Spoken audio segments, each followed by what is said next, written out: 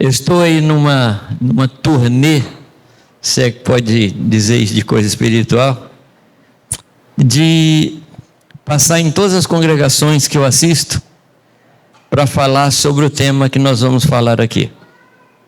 Falar sobre a casa como igreja. Esse é o tema.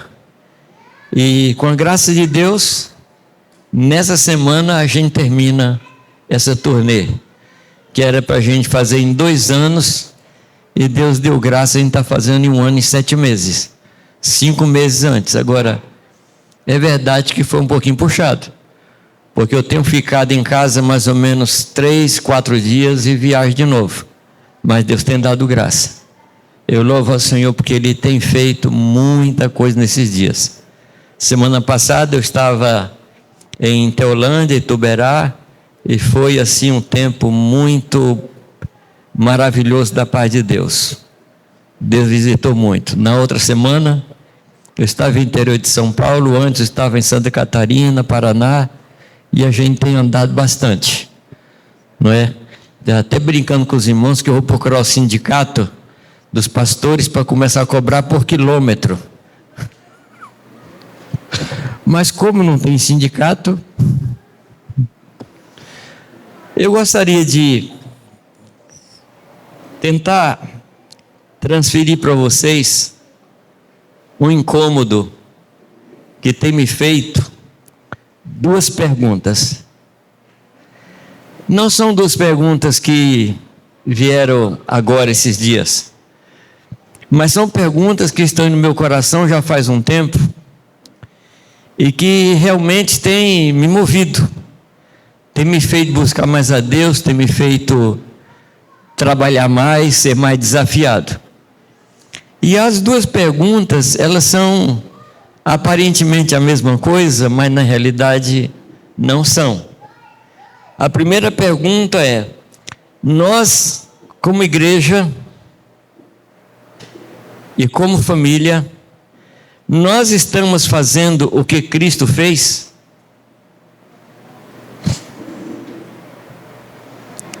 Pergunto de novo, não. Nós estamos fazendo o que Cristo fez? E quando eu lhe pergunto isso, por favor, não olhe para ninguém, nem pense em outra pessoa. Se nós olharmos para outra pessoa ao fazer essa pergunta, a gente não é transformado. A gente só é transformado quando a gente chega diante do espelho da palavra.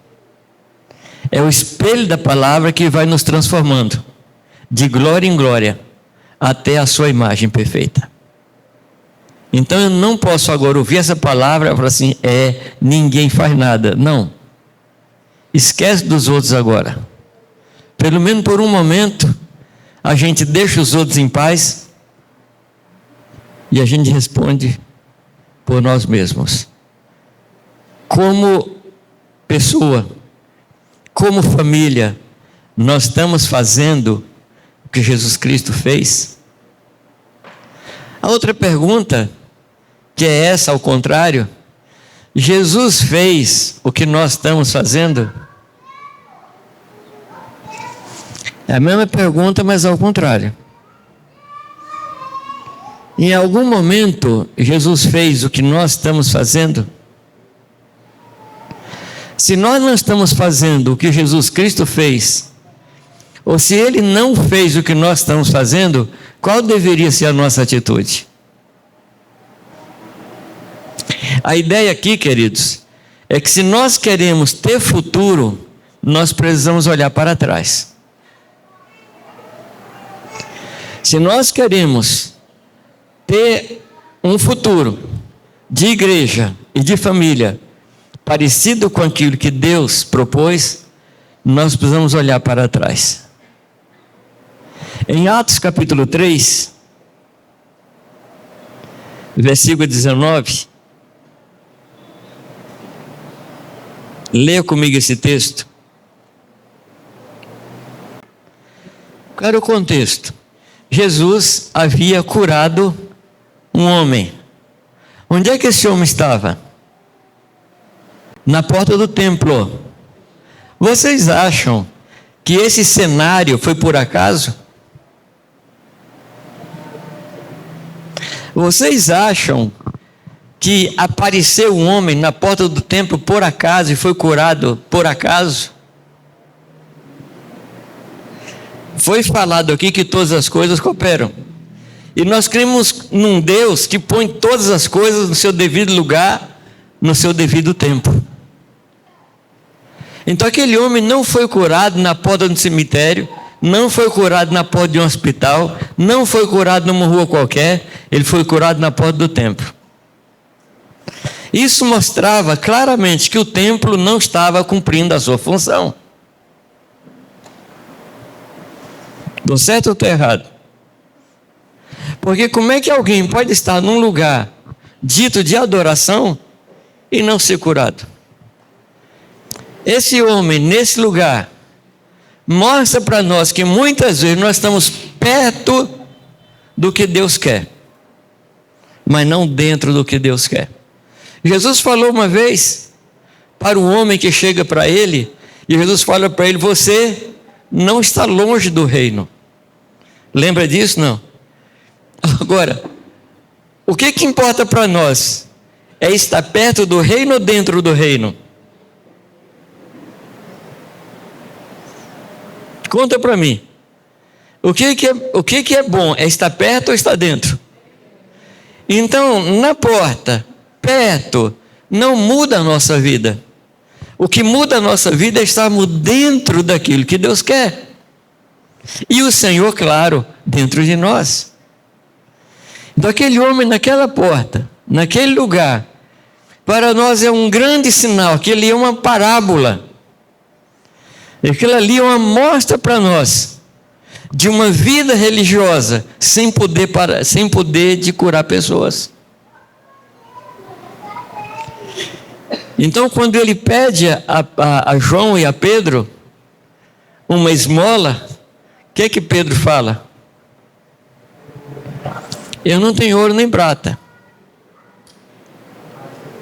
é o que eu tenho. Onde é que estava o poder? Estava dentro dele. Onde é que está o poder hoje? Onde é que está o poder hoje? Por favor, amados, não é pregação, não é pergunta. Está dentro de nós. Então, nós estamos hoje fazendo com o poder de Deus o que Cristo fez? Queridos, por favor, não tomem isso como acusação. Não tomem isso como acusação. Deus tem me dado uma carga profética. Não estou dizendo que sou profeta, mas Deus tem me dado uma carga profética para anunciar à igreja o propósito dele para os próximos tempos. Mas para isso nós precisamos deixar Deus restaurar em nós aquilo que precisa ser restaurado. Algum amém por aí? Não. Precisamos ou não de restauração em cada uma das nossas vidas? Então, amados, eu estou aqui para falar sobre família, mas eu não vou conversar com vocês hoje sobre a necessidade do homem dar flores para sua mulher. Não vou falar sobre isso.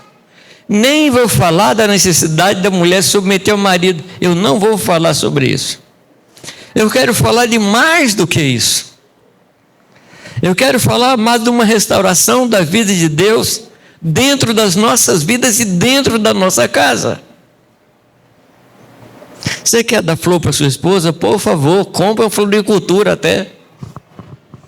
Quer dar um chocolate para ela? Compra a Cacau Show, dá para ela. Essa não é a questão. Mas uma flor sem presença de Deus, uma flor sem comunicação espiritual,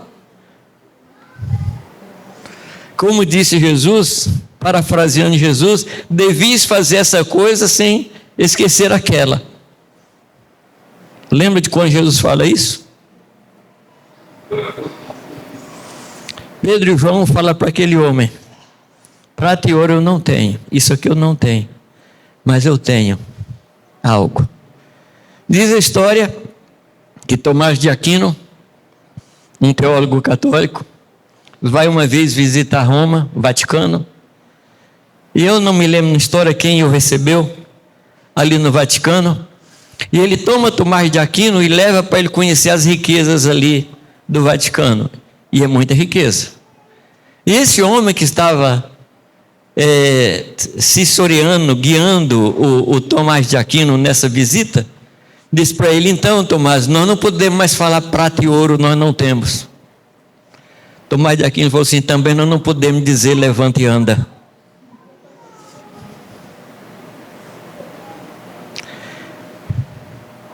Então Pedro cura aquele homem com aquilo que eles tinham. Mas nós precisamos restaurar a consciência de que nós temos. Nós temos. Você tem e eu tenho. Amém? Continuando. Ele vai explicando para as pessoas que se levantaram ali. A história ela é cheia de detalhes, mas eu não vou voltar aos detalhes. Mas no versículo 19, ele fala àqueles que estavam atemorizados, espantados, maravilhados com aquilo que havia acontecido, e ele diz: arrependei-vos, pois, e convertei-vos, para que sejam apagados os vossos pecados, e venham assim os tempos do refrigério pela presença de Deus. A presença de Deus traz refrigério. E eu fico espantado quanto cristão que não experimenta refrigério da paz de Deus. Quantos cristãos andam em profunda depressão. Eu não vou perguntar se você conhece algum crente deprimido. Eu nem vou perguntar se você conhece algum crente ansioso. Porque a ansiedade acaba com o refrigério da paz do Senhor. Ou é ansiedade ou tem refrigério. As duas coisas não convivem. É uma lei de física, né? Essas duas coisas não convivem no mesmo espaço ao mesmo tempo. Vem um tempo de refrigério pela presença do Senhor. E envie Ele o Cristo que dantes vos foi pregado. Agora, por favor, presta atenção no versículo 21. Eu sei que você está lendo ali, mas eu quero muito que você marque na sua Bíblia esse versículo 21. O qual convém que o que, amados? Que o céu... Qual é a versão aqui? Qual é o verbo aqui? Contenha. Que o céu contenha. O que significa conter? Tem outra versão mais antiga que fala reter. Não é conter como um copo contém água, mas é no sentido de conter, no sentido de colocar um obstáculo. É necessário que os céus contenham. Contenham a quem? A Cristo. Então sabe qual é o quadro? Jesus tem saudade de nós. Jesus quer voltar para a sua igreja. Jesus está se apaixonado por nós e Ele quer vir. Mas o texto aqui diz que os céus estão retendo a Jesus até aos tempos da restauração de todas as coisas faladas pela boca dos profetas. Amados, eu creio no meu coração que Jesus vem a qualquer momento. Agora, essa vinda de Jesus pode ser no sentido de que eu vá. Quem ama aqui a vinda de Jesus? Tá, baixa a mão agora. Quem ama a própria ida para lá? Levanta a mão. Diminuiu bastante a freguesia.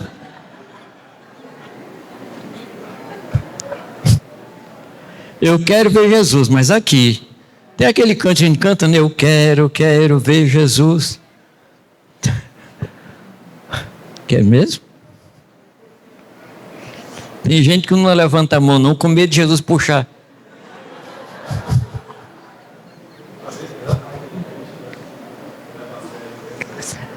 Eu creio que ele vem a qualquer hora. Mas a gente precisa entender que a hora de Deus é diferente da nossa. Ainda que pareça tardio, responde depressa. Um dia para o Senhor como 1000 anos é como um dia. Então os tempos para o Senhor são diferentes da gente. E o Moody, um pregador do século XIX, ele dizia o seguinte, que nós temos que viver como se Jesus viesse amanhã cedo, mas temos que trabalhar como se ele viesse daqui a 200 anos. Ou seja, não fazer as coisas de qualquer forma. Mas aqui ele coloca um limite, ele coloca um tempo, que é o tempo da restauração de todas as coisas. Eu não pretendo aqui nesses dias falar todas as coisas que eu vejo na palavra que precisam ser restauradas. Aliás, o que significa a palavra restauração?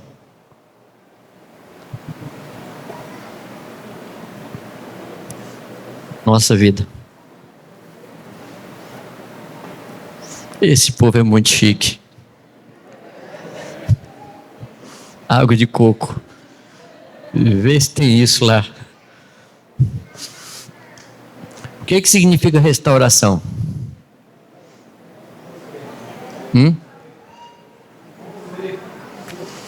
Fazer uma coisa voltar ao estado original. Então, há coisas que havia que se perderam. Há coisas na igreja que foram perdidas. Você poderia me citar alguma coisa que foi perdida durante o tempo aí? Um dos problemas que a gente tem, eu estou falando nós aqui, não estou acusando nada, é que a gente foi mudando a vida da igreja, e ela foi mudando tanto que não se parece com a igreja original. Vocês concordam comigo, não? Ora, se não parece com a igreja original, então qual a conclusão que a gente chega? Que Deus vai fazer voltar. Por isso que eu disse que nós precisamos olhar para trás, ver como era. Quem não se lembra de Apocalipse capítulo 2, falando para a igreja de Éfeso, aconselho, que você volte ao lugar de onde você caiu. Havia um lugar de onde aquela igreja caiu e ela precisava voltar. Mas eu creio que Deus está nos chamando para voltar. E voltar significa deixar práticas e assumir outras práticas. Deixar costumes e assumir outros costumes. Deixar alguns hábitos e assumir outros hábitos. Parar para pensar, por que nós estamos fazendo o que estamos fazendo? O que nós estamos fazendo então é o que Jesus Cristo fez? A nossa prática de família é o que Jesus ensinou?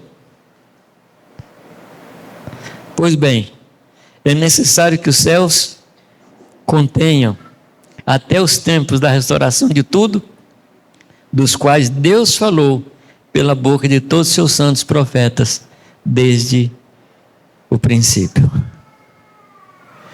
Eu entendo, amados, que dentre as coisas que Deus quer restaurar, é, por exemplo, o culto. O culto é talvez, eu estou colocando talvez aqui, mas eu tenho certeza, é a coisa mais central da nossa vida. É a coisa que deve ocupar o lugar central da nossa existência. E eu queria que você voltasse comigo no tempo, para a gente pensar um pouco. Olha, tudo que eu estou falando aqui, nós vamos chegar na família, tá? Fica tranquilo que nós vamos falar de família. Mas nós precisamos falar disso. Como é que era o culto no começo? Conta para mim. O culto, ele tinha dois objetos. Ele tinha uma pedra e o sacrifício. Tinha uma pedra e o cordeiro. Então a pessoa ia para o culto, ele levava um cordeiro. O que é que você trouxe hoje para o culto? Você trouxe alguma coisa para o culto? Por que você acha que Isaac fez aquela pergunta para o pai dele? Qual foi a pergunta de Isaac? Pai, está aqui a lenha, está aqui o fogo. Completa aí. Você não percebeu que eu coloquei pontinhos e não para você preencher? Está aqui a lenha, está aqui o fogo. Mas cadê o cordeiro? E por que ele fez essa pergunta? Bom, por 2 motivos básicos. Primeiro, Abraão não estava convidando ele para ir para o shopping. Não era para jogar bola. Ele chamou o filho para adoração. Vamos adorar. Então na cabeça daquele menino, falou assim: pai, como é que a gente vai adorar sem levar alguma coisa?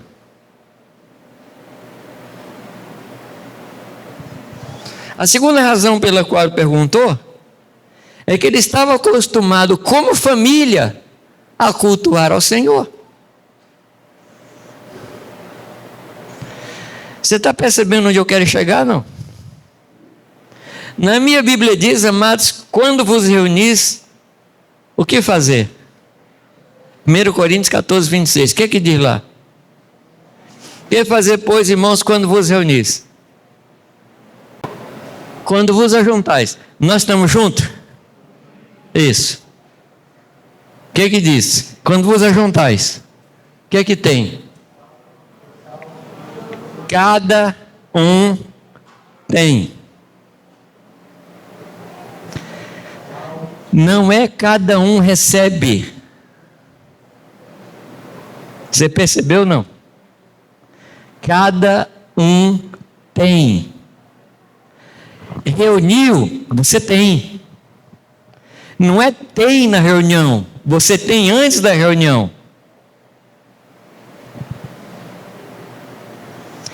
Deixa eu lhe perguntar uma outra coisa. Que hora começa o culto?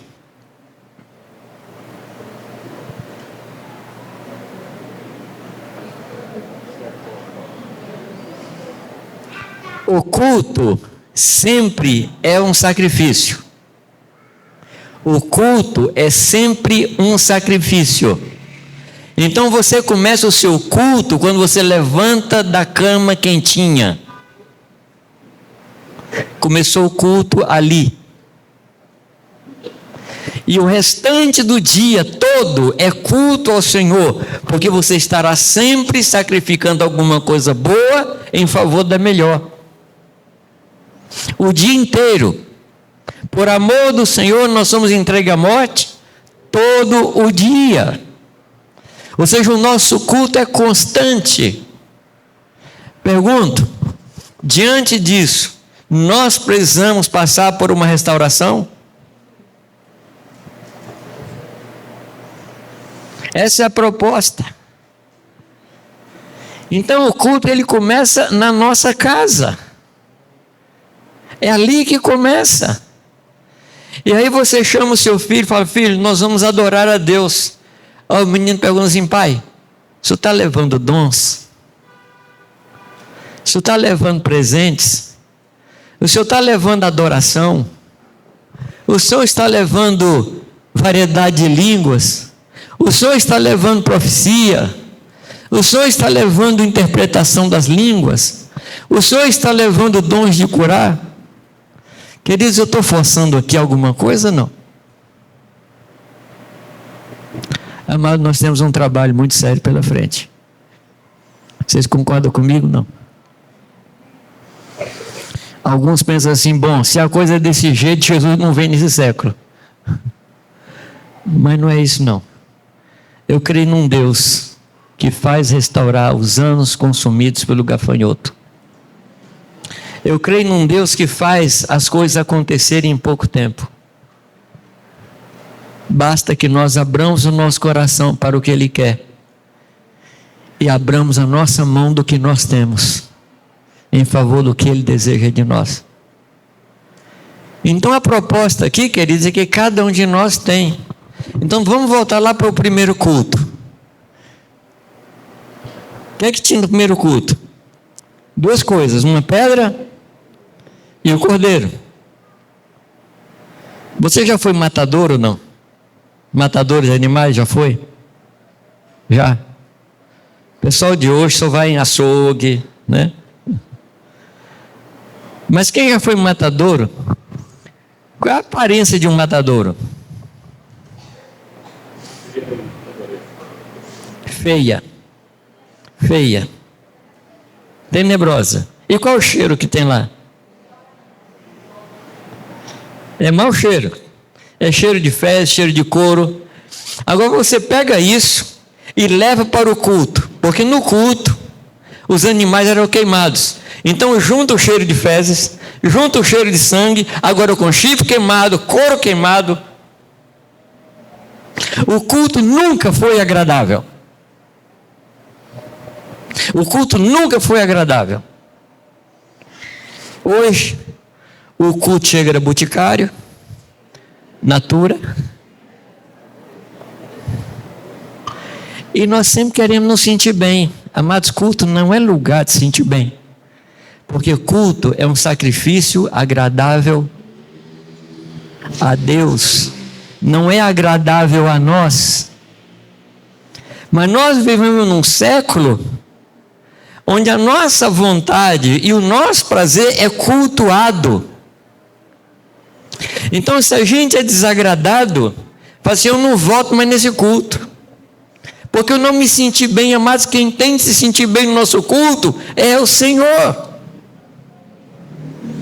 Não somos nós. O problema, queridos, é que a falta de disposição para o culto, ela está em nós, impregnada em nós, dentro da nossa casa, nos nossos filhos, que não se dispõem a prestar um culto. E o que é o culto? É serviço.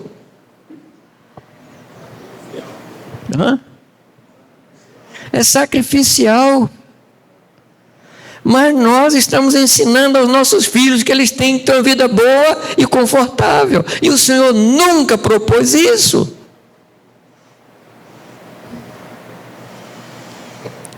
Eu vi uma frase esses dias atrás, que não sei se consigo repetir. Que tempos difíceis formam homens fortes. Tempos fáceis formam homens fracos. É isso mesmo, né? Essa frase não é minha não, eu li esses dias atrás. E a gente cria um ambiente na casa da gente, um ambiente fofinho. Tudo tem que ser fofinho. Os meninos não podem sofrer. Mas o sofrimento faz parte da nossa vida. Se nós não entendermos culto, amados, nós não vamos entender uma vida de entrega ao Senhor. Cada um tem. Então eu estou me preparando para encontrar com meus irmãos. O que é que eu tenho que fazer em casa? Buscar a Deus, Senhor. O que é que eu vou levar para os meus irmãos? Ah não, porque a gente vai para a reunião e o cântico que a gente canta é aquele: eu venho buscar minha bênção. Jesus tem bênção para dar. Você já ouviu esse canto em algum lugar? Não. Eu espero que você nunca tenha cantado isso.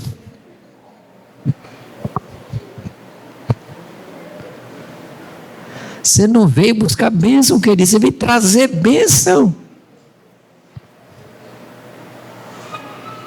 O que tem a ver a família nisso? Porque quando o culto é restaurado na família, ele é restaurado na família maior. Então nós somos uma família que não adora, não se entrega, não serve. E a família maior, a congregação, é somente o reflexo do que a família menor. Restauração do culto em nossas casas. Na medida que o tempo foi passando, o culto foi mudando. E vocês se lembram em que ambiente começou o primeiro culto? Não. Ambiente de família. Abel e Caim ofereceram cultos ao Senhor. E foi por causa do culto que houve a primeira perseguição religiosa da história. Foi por causa do culto. Porque um ofereceu um culto que foi aceito por Deus, o outro não ofereceu aquilo que seria agradável a Deus, e um matou o outro. Isso não existe até hoje, irmãos matando irmãos por causa de culto? Talvez não chegue até a matar, mas fala mal. O que para Deus é matar também. Então nós vivemos, amado, um processo de deterioração, de corrupção. E o Senhor nos chama a voltar para o princípio. Desculpa, amado, se eu não estou trazendo uma palavra de ânimo a vocês. Mas esse é o caminho que Deus tem para nós. Nós precisamos andar neste caminho. Se queremos ter e ser uma família que agrada a Deus. Uma igreja que agrada a Deus. Uma outra coisa que nós precisamos experimentar, uma restauração do que é a ceia do Senhor. Tem a ver com família? Sim. Qual foi a primeira ceia da história?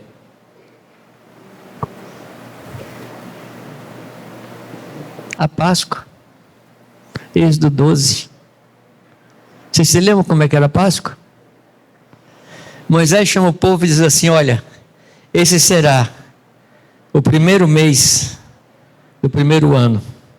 Ou seja, a Páscoa, ela encerra um período e começa um outro período. Ali começa um novo calendário. A Páscoa acontecida na vida de Jesus Cristo para nós inicia um novo tempo. Amém? E eles deveriam tomar um cordeiro no 10º dia do mês e guardar esse cordeiro até o 14º dia. E aí à tardezinha do 14º dia eles deveriam matar o cordeiro e tomar o sangue e fazer o quê? Eu colocar nos umbrais do templo da casa.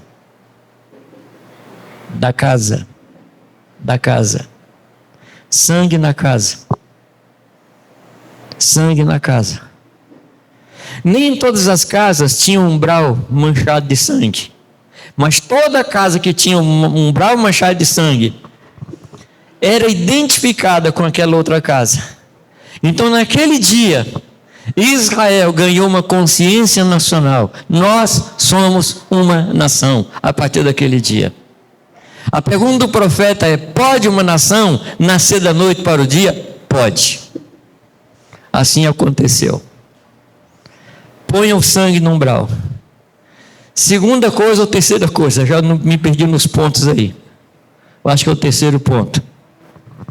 Toma o cordeiro por família. Onde é que era Páscoa, amados?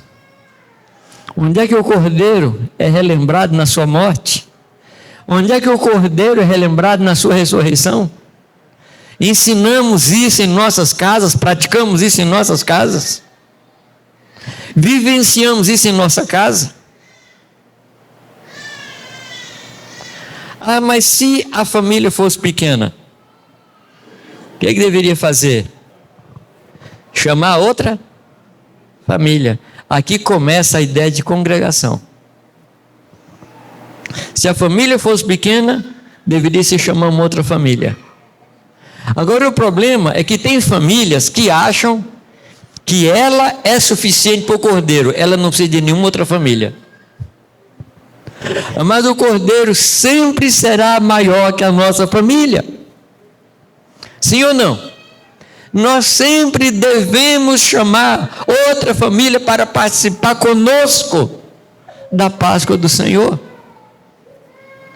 E ele diz que o número dos membros da família determinaria isso, ou seja, um número pequeno de pessoas na família determinaria chamar outra família. O nosso Jesus é maior que a nossa família. Você diz amém? Então você precisa chamar outra família, trazer outra família para perto de você. Você percebe o que a Páscoa faz? Mas a Páscoa não é um acontecimento para o indivíduo. A Páscoa é um acontecimento para a família e para toda a congregação. É o que está escrito em Êxodo 12. Amém, amados? Nós precisamos de restaurar isso ou não?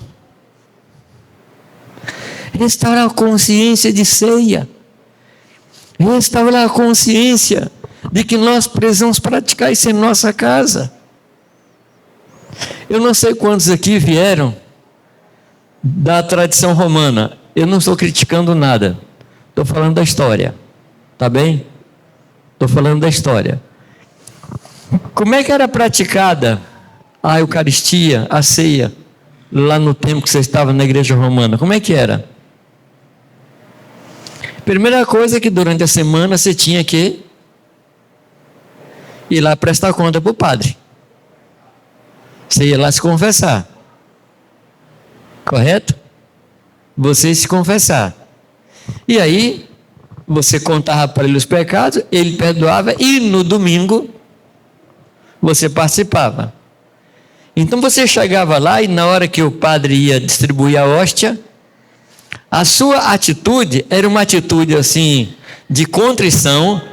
Você não olhava para nenhum lado e era só você. Você chegava lá, recebia a hóstia e voltava para o seu lugar, só você. Mas, amados, a Páscoa nunca foi isso.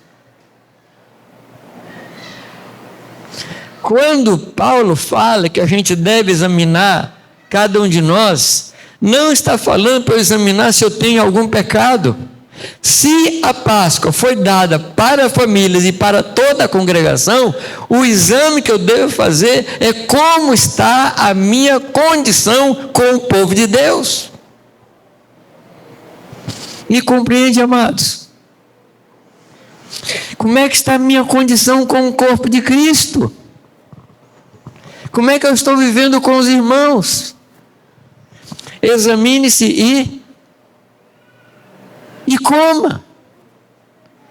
Não é examinar e deixar de comer. Você sabia que tem gente que nessa hora, ao examinar, fala assim, eu não vou tomar não, porque eu estou indigno. Você sabia que tem gente que faz isso?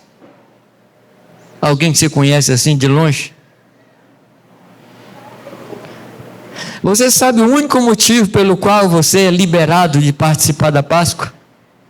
Só tem um motivo. De acordo com Números 9. É se você estiver viajando. Porque você não pode estar em dois lugares ao mesmo tempo. Então, se você estiver viajando, você está livre. Mas se você não estiver viajando, estando na cidade, estando no lugar e não participar, a palavra diz que essa alma deve ser eliminada do meio do meu povo.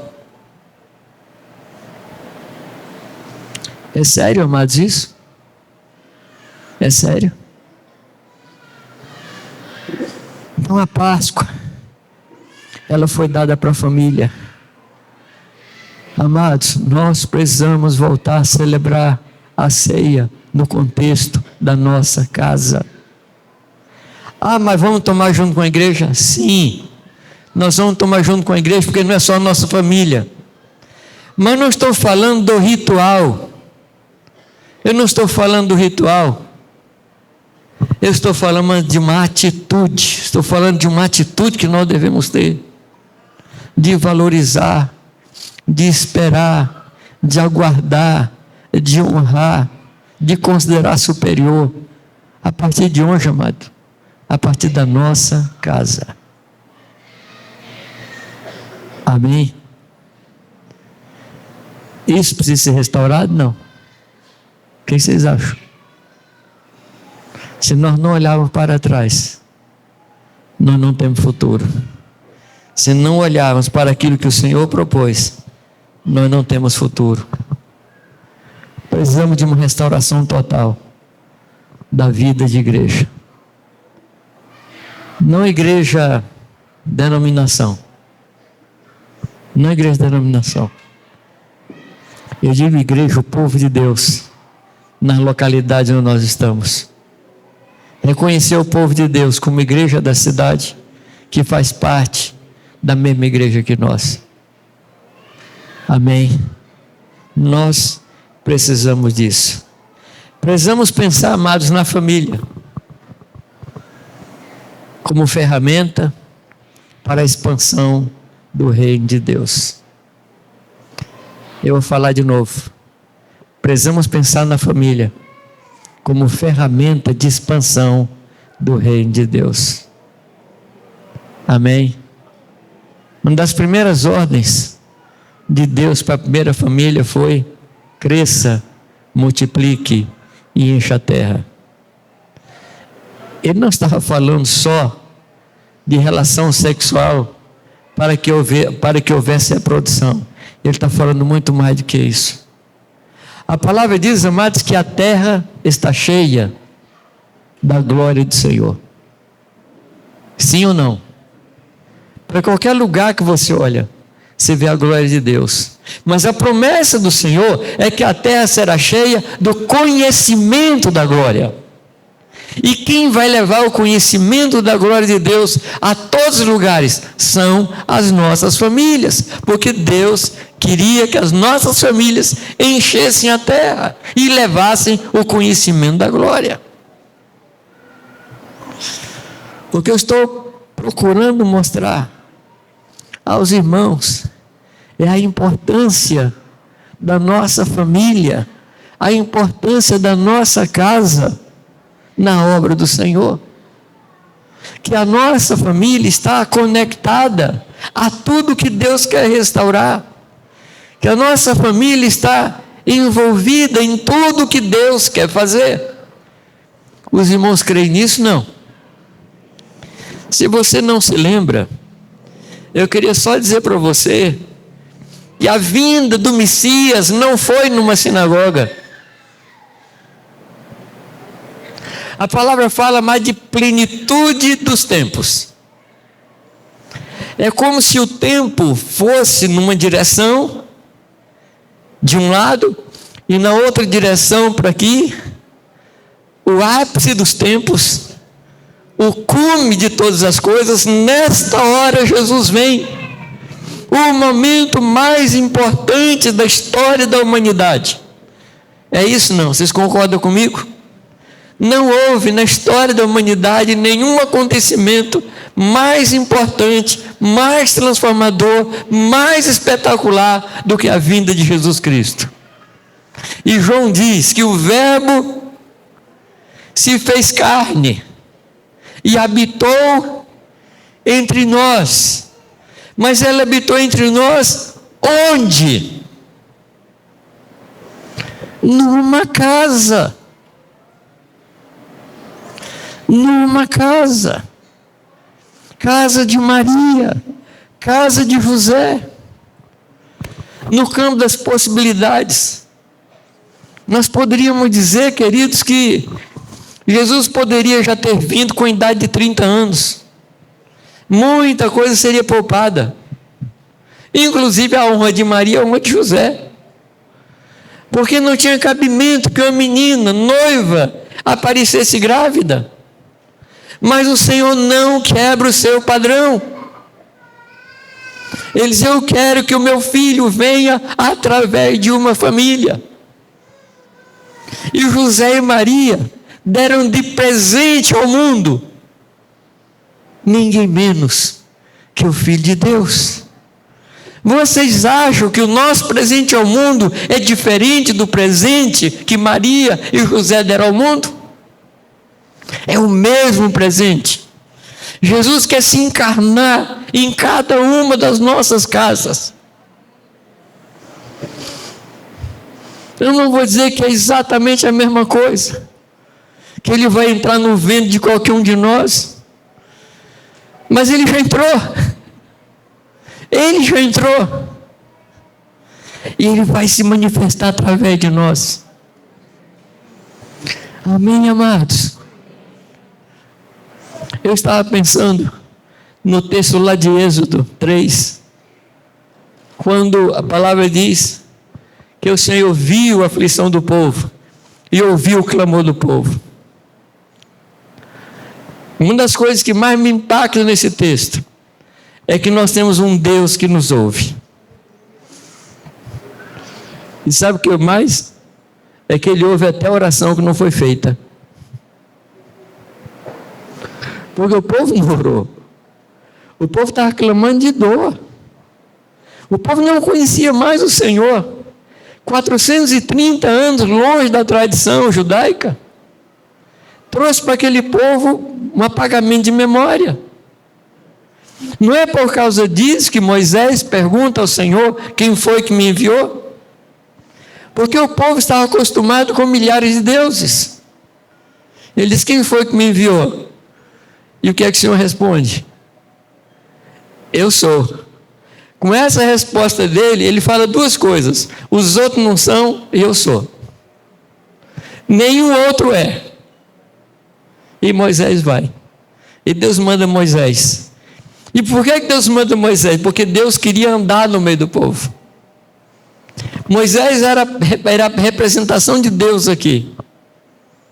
Mas, amados, como a gente conhece Deus, como você conhece Deus, você sabe que Deus não gosta de ficar longe da gente. Não é isso que diz João, que o Verbo se fez carne e veio morar em nós, e veio tabernacular em nós? Ele mandou muitas pessoas, mandou Moisés, mandou todos os profetas, mas tem um dia que ele fala assim: gente, eu quero ouvir meu povo de perto. E ele resolve vir aqui morar conosco. E esse Deus que é tão ligado a nós, esse Deus que é tão envolvido conosco, Ele se encarna no ventre de uma moça, como embrião, como feto, como criança, e experimenta todas as fases da vida, escutando o que o feto escuta, escutando o que o embrião, escutando o que a criança escuta. Ele escuta, por assim dizer, o que é um parto, que é um momento perigoso, um momento difícil, e ele passa por tudo isso e vive no meio de uma família. Você acha que isso é alguma coisa específica, especial e única? Não, amados. É onde o Senhor quer se encarnar sempre, é na nossa casa, para a partir dela revelar o seu amor às pessoas. Você percebe o envolvimento nosso como família na obra e no propósito de Deus? Já parou para pensar nisso? O nosso Deus que veio habitar entre nós, na sua casa, ali Deus habita. Deus habita no meio da sua família. Aí eu pergunto a você, eu vou usar uma palavra que não fica bem para Deus, tá? Como é que é o comportamento da sua família com uma visita tão importante? Não se aplica a ele porque ele não é visita, né? Deus é visita na sua casa ou não? Até a gente canta, né? Vem visitar. Deus não gosta de visitar não, gente. Deus gosta de morar. Tem uns cantos que a gente canta assim, que Deus fala assim: esse povo eu já estou aí, ele está me chamando para visitar. Gente, uns cânticos assim que tem nada a ver, né? É que a gente é desapercebido. A gente até esquece que Deus está. Por isso que a gente chama para ele visitar. Ele não quer visitar. Ele quer morar conosco. Ele quer encarnar todos os dias na nossa vida. Como é a nossa vida? Com a consciência de que Ele habita na nossa casa, entre nós, todos os dias.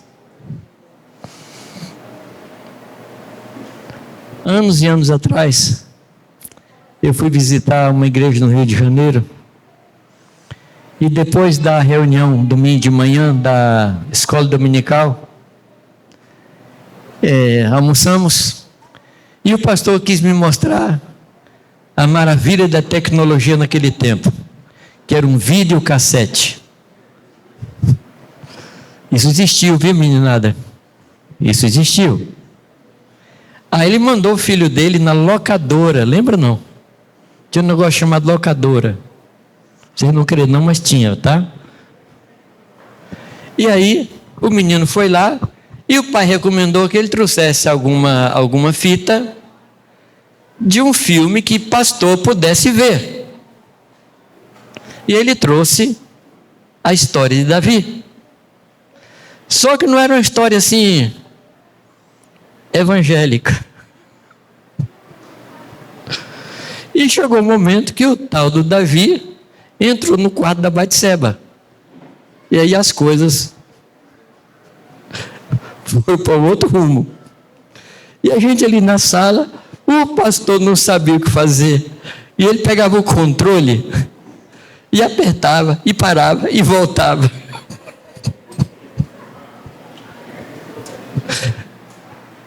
Eu tomei o controle da mão dele e apertei aquele botãozinho assim de desliga.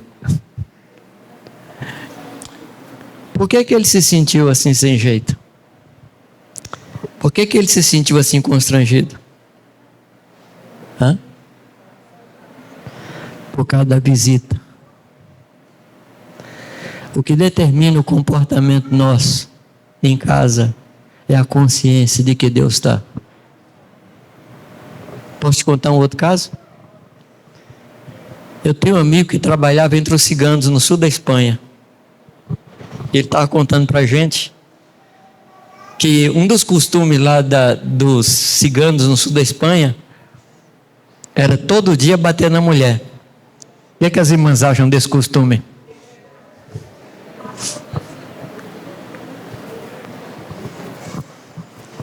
E ele falou, não, isso aí não está certo não, isso tem que mudar.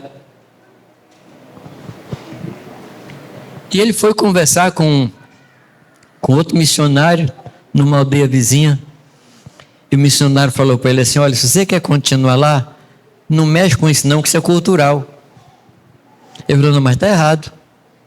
Mas é cultural, não mexe não, deixa. Porque as mulheres estão acostumadas. Ele falou, não pode. E ele estava incomodado com aquilo. Um dia, ele estava na casa do chefe, lá do clã, daquela aldeia. E ele conta que era um homem assim, tipo um guarda-roupa, era 2x2. Era o Antônio Carlos dobrado. E nisso, o genro dele estava lá. Aí na frente do chefe, ele perguntou para o genro, você tem coragem de bater na sua esposa com o pai dela perto? Ele falou, não. E ele falou assim, eu quero te falar que o pai dela é o Senhor Jesus, ela é filha de Deus, e toda vez que você toca nela, você está tocando diante do pai dela. O chefe caiu de joelho e se converteu, e acabou aquela cultura. O que mudou? Consciência da presença de Deus. Deus está na sua casa. Cultua ao Senhor na sua casa. Sirva as pessoas da sua casa. Cuide das pessoas que são filhas de Deus. Considera as pessoas da sua casa como superiores a você. Amém? Tudo que você pensa em termos de igreja grande, pratique na igreja pequena. Porque a igreja grande é somente o reflexo do que nós vivemos ali. Ainda que a gente ache que pode ser uma coisa em casa e outra na reunião grande, isso é impossível. Porque nós somos seres espirituais, e o que nós somos lá, nós somos aqui. Que Deus nos ajude, amados. Que Deus nos dê consciência da restauração pela qual nós precisamos passar. E eu convido você agora, Senhor, restaura a nossa visão sobre igreja, restaura a nossa visão sobre culto, restaura a nossa visão sobre família. Dá-nos consciência, Pai, da Tua presença em casa. E o que eu sirva na minha casa, como ao Senhor. Se vai varrer a casa, varra para o Senhor. Vai lavar um prato, lave para o Senhor. Vai pôr a mesa, faça para o Senhor. Faça o prato para a pessoa que se ama, para o Senhor. Muda alguma coisa em casa, amados? Essa é a proposta. Que Deus faça uma revolução na nossa casa. Que Deus mude completamente a vida da nossa casa. Vamos orar?